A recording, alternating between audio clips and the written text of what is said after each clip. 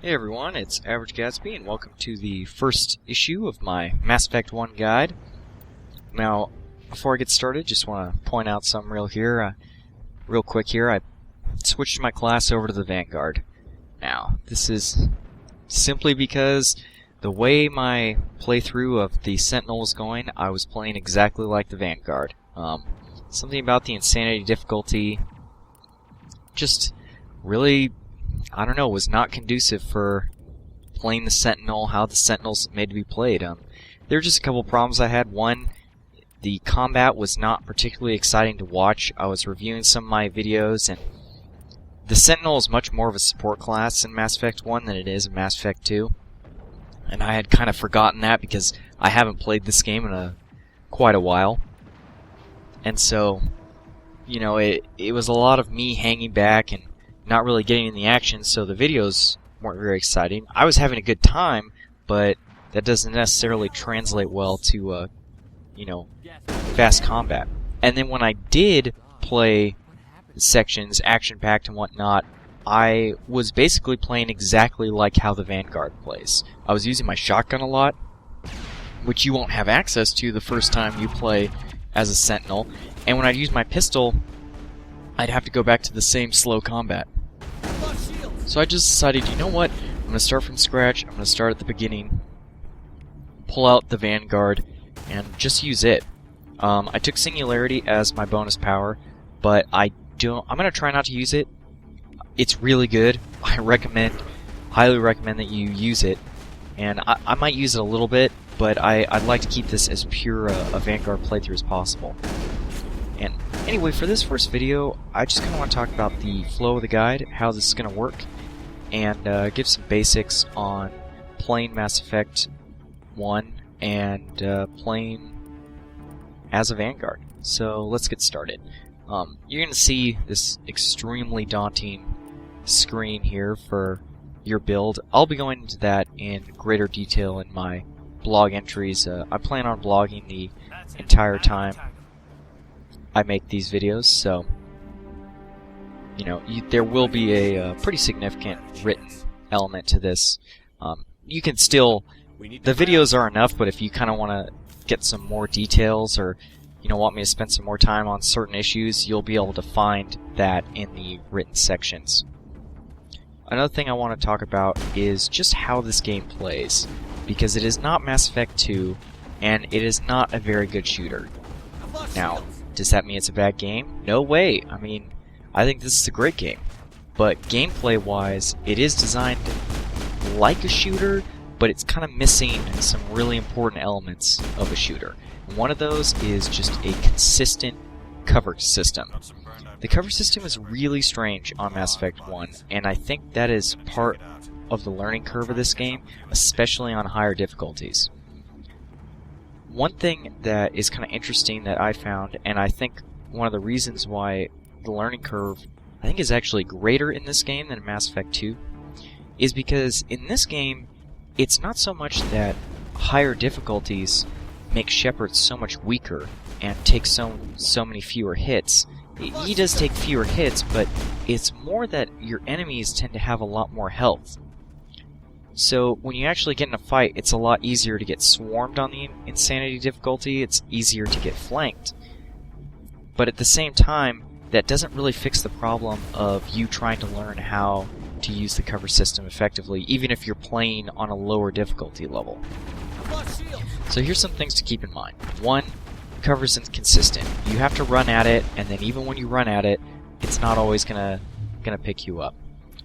Two, you can move back and forth in cover, and this can have an effect on whether or not you get shot. Now, that's a big change from... That's something that's really different from most other shooters and Mass Effect 2, so it's just something to keep in mind. Like, for example, you see how Shepard's sitting on sort of the edge of cover right here.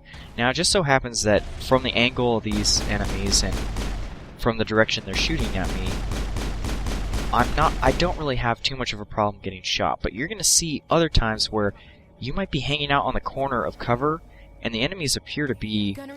It appears like you wouldn't get shot from the position you're in.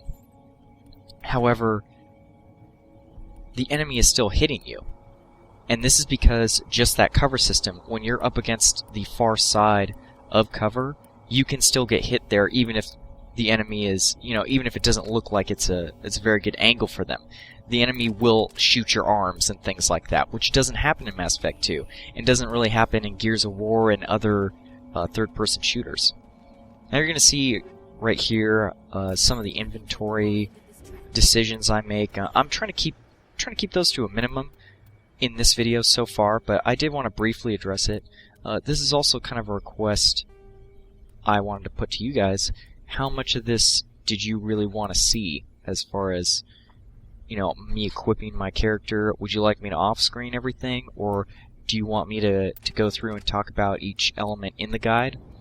It's up to you. I can do either one. I was planning on keeping this guide pretty much just straight gameplay. If you want, I can give links to equipment, things of that nature, via the Mass Effect Wiki or stuff I find on GameFAQs. I can just link that in video descriptions and blog entries, but I can do it on screen as well and integrate that into some of my videos. So, let me know what you think. I will do a little bit, obviously. I'll try to be showing my build orders and things of that nature, but along with that, some of the equipment I'm currently using, but I'm not going to necessarily show all my buying and selling decisions in stores and whatnot. The inventory system, I didn't think it was terribly complicated in this game, but it's not simple by any means. It's too complicated for what it really does for you. So right here is another example of where the cover is kind of funky right here. If I hang out on the edge, or if I didn't hit the duck button when I went behind this cover, I can still get shot by that Geth trooper back there. You also notice that when your character moves behind cover, kind of pops up his head a little bit, you can still get shot in that instance. So, cover is your friend, obviously, and you want to use it, but you can't rely on it like you can on other games. You have to rely much more on using your powers effectively and using your squad mates' powers effectively. One thing this video is not really going to showcase is my use of squad mate powers. In fact, my next video is going to be entitled "How Not to Use Your Squad Mates" from some of the things I do in the next section. But it's important to use them. I wanted to keep this early video as much as possible on just Shepard and showing how I use Shepard. Now notice right here the absolutely ridiculous range of the shotgun. The shotgun is an extremely potent weapon. The pistols are really good too. I think most of the weapons are well, I really like the shotguns and the pistol. The sniper rifles, they're okay, and assault rifles are alright too, but I just really enjoy using the pistol and particularly the shotgun. Now, as far as my build order goes, you can watch these videos and kind of see where I'm going, but I will devote much more time to it on later videos, so don't panic or anything that I'm not talking about it right away. Also with my allies, build orders, I'm showing you what I'm doing, but I can't really go into it for this video as far as why I made the decisions I want to make. A couple things to consider though with your build. Two things that I think trip people up when they first encounter this game. First of all, how decryption and electronics as far as hacking go, how that is calculated is it takes whatever squad mate has the highest ability in that category. So if Caden has the highest, with 7 points in it, then it goes to him. If Tali has the highest 9 points, it goes to her. And it's only that one squad mate. Now conversely, how your first aid is determined is not just one character. It's actually a combination of all of your character's first aid abilities. And that's something that's really important because people tend to think that it's just one character, and so they only will strengthen one character's first aid ability, when really you want as many characters with points in first aid as possible, because that first point of first aid gives you the most bang for your buck, if you will. The first point gives you a 40 point health restore, point number 1, and then every point after that gives you an additional 10 points.